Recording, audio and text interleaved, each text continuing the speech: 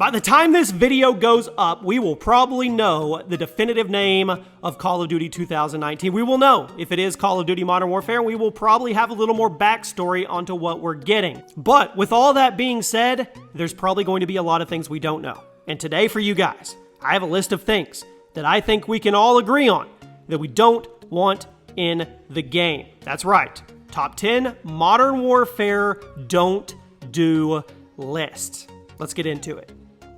Kicking things off, my don't do it list is Specialist. Now, these were introduced in Black Ops 3 and then brought back in an Infinite Warfare and Black Ops 4. And while I do think they did bring a fresh new flavor to the COD formula, I think it's time we laid them to rest. Specialists really changed up the game, and while that was a good thing at the time, I think they've kind of overstayed their welcome, and now they're just at the point of being annoying. BO4 went overboard with the Specialists to the point that their abilities are no longer about strategy or skill, but rather just allowing you to call in cheap, insta-kill crap that isn't fun or competitive. Plus, on top of all that, I really can't imagine Call of Duty Modern Warfare as a game with Specialists. Let's just keep these out of this new game, and maybe the Specialist system can be revisited in the future. Let's put it on the shelf for a little while. Next up is Black Ops 4 monetization. Now, I think most of us will agree that whether you like BO4 or you hate it, the monetization in the game, it's out of control. It has the most microtransactions I've ever seen in a AAA game, and it's hands down, I would say, the greediest Call of Duty game to date. And it's gotten to the point that a lot of people have been driven away from the game altogether because it kind of feels dirty. Now, we all know that the new COD game is going to have microtransactions. It's part of the formula now. But if Activision wants to stay on the player's good side, just don't do what BO4 did. Pick one monetization system and stick with it. Now, personally, I'm fine with the whole Battle Pass thing as long as the progression is fair and there are challenges to help keep you going. I'm also fine with an item shop with rotating items every few days. Heck, I'm even okay with supply drops as long as it's cosmetic stuff and doesn't take away from the base content of the game. But please, just pick one and leave it alone. We all know COD makes more than enough money to support itself off of the game sales alone right now until we go to a free-to-play model, but there's no need for all this monetization hopping back and forth. This month's giveaway is for a brand new PlayStation 4 console. All you have to do to enter is like the video, make sure you're subscribed to the channel, turn on those notifications, and tweet me why you want to win it with your Twitter handle included. Next up is Support Stealth Bombers. The Support Strike package was a good idea.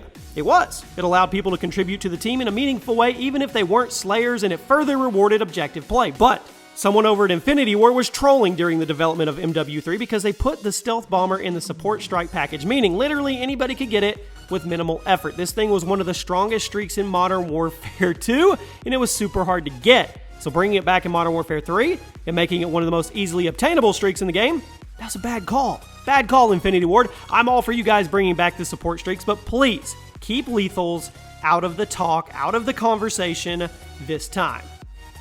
All 3-lane maps. Now, I don't mind the 3-lane map design, okay? But am I the only one getting tired of it? Especially after the last few COD games? COD maps have always been designed with the 3-lane philosophy of left, right, and center.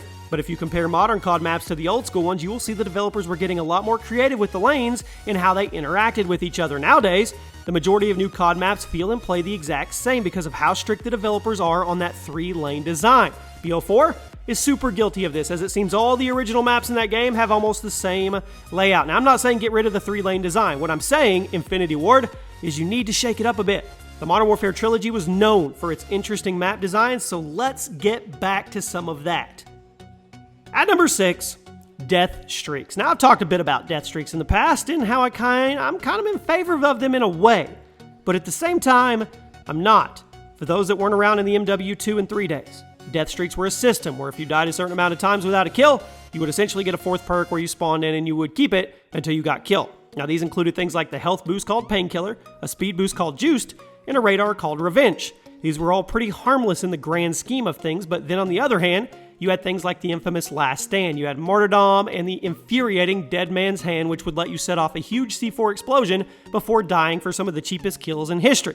So I guess I would like to see, if they were going to bring death streaks back, make them where they help the bad players in a game, but I also don't want them to come back because I have a feeling they're just going to be really easily exploitable once again. So let's just play it safe, and let's just leave death streaks in the past. At number 5, and I like to make fun of these a lot on videos because it was a really lame idea, and I'm going to do it one more time. SATCOMs. For those that weren't around during the Call of Duty Ghost days, the SATCOM was a replacement for the UAV. But instead of calling it in, letting fly around and like what we're used to, the SATCOM was this little bitty box that you laid on the ground. And it only gave part of a full UAV effect. And in order to get a full sweep, multiple people would have to stack their ground SATCOMs. Now, I understand the mentality of making this, as Ghost was trying to be a more tactical, team-based game. But in practice, it was dumb. Keep UAVs in the sky and give us the full effect when we earn it. Don't make us rely on randoms just to get a full working, operating UAV.